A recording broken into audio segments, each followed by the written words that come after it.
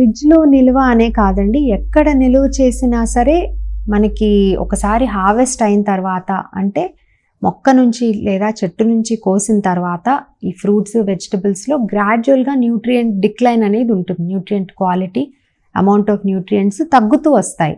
So మనము కోసినప్పటి నుంచి మనము ఎన్ని రోజుల తర్వాత మనం ఇంటికి తెచ్చుకుంటున్నాము, తెచ్చాక ఎన్ని రోజులు నిల్వ ఉంచుతున్నాము, ఆ తర్వాత ఏ విధంగా కుక్ చేస్తున్నాము, ఈ స్టెప్స్ అన్నిటి వలన కూడా న్యూట్రియంట్ లాస్ అనేది ఉంటుంది.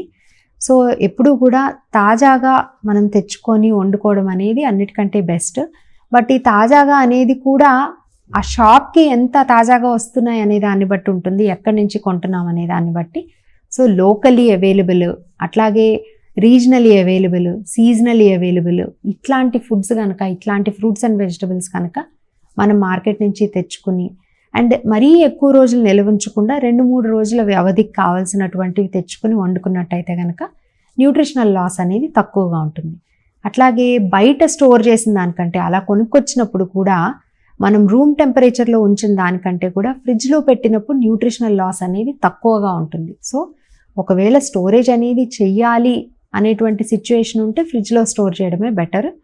కొన్ని రకాల వెజిటబుల్స్ ఏంటంటే ఫ్రిడ్జ్లో స్టోర్ చేసినప్పుడు త్వరగా పాడవుతాయి, అంటే న్యూట్రిషనల్ కంటెంట్ బాగానే ఉంటుంది కానీ బట్ ఫ్రిడ్జ్లో పెట్టినప్పుడు వాడకానికి అంత సక్రమంగా ఉండవు, కాబట్టి అటువంటివి మనం బయట స్టోర్ చేసుకోవచ్చు.